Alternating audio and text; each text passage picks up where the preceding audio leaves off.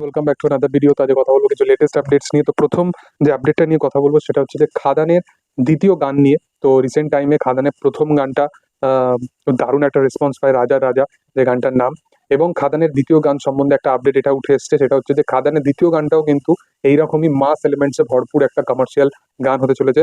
দেখার যে দ্বিতীয় গানটা কবে আসে এবং কিরকম রেসপন্স পায়। এর সাথে সাথে খাদান সম্বন্ধে আরেকটা বড় যেটা আপডেট উঠে আছে সেটা হচ্ছে যে খাদানের ওটিটি থিয়েট্রিক্যাল রাইটস এখনো মানে সেরকম কোনো বাংলা ছবির ক্ষেত্রে কিন্তু এই ওটিটি রাইটস এর সম্বন্ধিত ব্যাপারে জানা যায় না। তো খাদানের হাই বুঝতেই পারছো যে খাদান অলমোস্ট 3টে ওটিটি প্ল্যাটফর্মে তাদের সাথে চুক্তি হয়ে গেছে।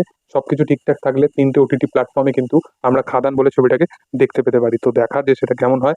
এর পরের যে আপডেটটা নিয়ে কথা বলবো সেটা হচ্ছে যে অক্ষয় কুমারের আপকামিং একটা ছবি সে করতে চলেছে, যেই ছবিটাকে পরিচালনা করবে অজয় দেবগান নিজে। Ajay Devgn as a director, তাকে আমি যখনই তার কাজ দেখেছি সেটা তানাজি ক্ষেত্রে, তানাজিতে ওমরাউতে তো ভিশন আদিপুরুষ থেকে বুঝে গেছি যে তারই এলিমেন্টস ছিল। কিন্তু ভুজ বলো বা ভোলা বলো, অজয় দেবগন কিন্তু অ্যাজ এ ডিরেক্টর, শিবায় বলো, এরকম ভালো ভালো কাজ কিন্তু অ্যাজ এ ডিরেক্টর হিসাবে তার কেরিয়ারে করেছে। এটা হয়তো তার 5 নম্বর ছবি হবে। এবং অক্ষয় কুমার অজয় দেবগানের এই জুটিটা ক্যামেরার মানে এই দিক ওই দিকের মধ্যে কেমন কে জমাতে পারে সেটাই হচ্ছে ব্যাপার। কারণ দুজনেরই সিনেমা সংক্রান্ত বা বিষয় তো ভীষণ খুবই শার্প। তো দেখার যে কাহিনীটা কে কি হয়, এটা অ্যাটলিস্ট যেন রিমেক না হয়, আমি এটাই চাই। এর পরের যে আপডেটটা নিয়ে কথা বলবো সেটা হচ্ছে যে প্রভাসের আপকামিং ছবি রাজা সাহাব বলে।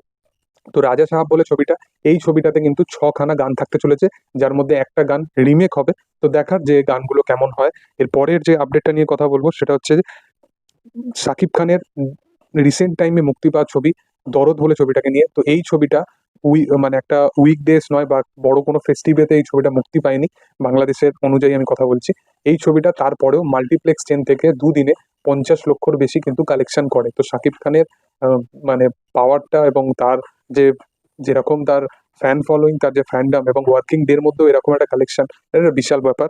এর পরের যে আপডেটটা নিয়ে কথা বলবো সেটা হচ্ছে যে গেম চেঞ্জারের প্রথম গান 20 তারিখ আসতে পারে। তো দেখার যে গেম চেঞ্জারের টিজারটা তো আমার একদম পছন্দ হয়নি। তো এর গানটা কেমন হয় সেটাই হচ্ছে দেখা।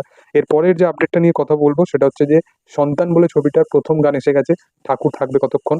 এটা একটা দুর্গাপুজোর মানে একটা টাইমকে নিয়েই একটা গানটা। তো আমার গানটা ভালোই লেগেছে মোটামুটি। এটা নিয়ে আমি আলাদা রকম ভাবে কোনো রিয়াকশন দিতে চাই না।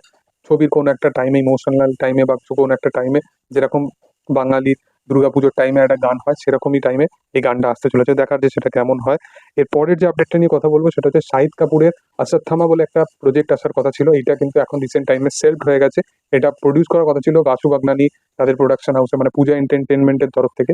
তো এই ছবিটা কিন্তু এখন আর আসার কোনো চান্সেস নেই, বাজেট ইস্যু বা এরকম কাইন্ড অফ কারণে। তো দেখার যে অশ্বত্থামাকে নিয়ে আদৌ কোনো কাজ হয় কিনা। এর আগে একটা অনেকদিন আগে একটা প্রজেক্টের কথা শোনা গেছিল অশ্বত্থামাকে নিয়ে, যেখানে জিও স্টুডিও এবং আদিত্য ধর এরা মিলিয়ে বিকি কৌশলকে অশ্বত্থামা হিসাবে আমরা দেখতে পাবো, এটাই শোনা গেছিল। কিন্তু সেটা সেই প্রজেক্টটাও হয়নি, কারণ সেখানে জিও স্টুডিওস এর তারা কোনো বড় ব্যানারের কোনো হিরোকে চাইছিল, তো এরকম কাইন্ড অফ কিছু বিষয় হয়েছিল। কিন্তু ভিকি কৌশলকে দেখতেই পাচ্ছ এখন তার উপর ম্যাডক্স ফিল্মস এতটা ভরসা করেছে, তাকে রিসেন্ট টাইমে ছাবা এবং তারপরে পরশুরামের মতো এত বড় একটা প্রজেক্টে তাকে কাস্ট করা যায়। তো এটাই হচ্ছে ব্যাপার। এর পরের যে আপডেটটা নিয়ে কথা বলবো সেটা হচ্ছে যে ডন 3-তে কোনো একটা পোর্শনেতে বিক্রান্ত মাসিকে আমরা দেখতে পাবো। বিক্রান্ত মাসি একজন ভালো পারফর্মার, আমরা সকলেই জানি। দেখার যে তাকে ডন 3-তে কিরমভাবে প্রেজেন্ট করা হয়। পরের যে আপডেটটা নিয়ে কথা বলবো সেটা হচ্ছে দুর্গাপুজোর সময় মুক্তি পাওয়া ছবি টেক্কা। এই ছবিটা বক্স অফিসে 5 কোটি টাকার বেশি কালেকশন করে ফেলেছে। তো যাই হোক, এটাই ছিল আজকের আপডেট। তোমাদের কি বক্তব্য এই বিষয়বস্তুগুলো নিয়ে অবশ্যই কমেন্ট সেকশনে জানাতে পারো। আর ভিডিও যদি ভালো লেগে থাকে লাইক শেয়ার সাবস্ক্রাইব করে দিও। Thank you all, by.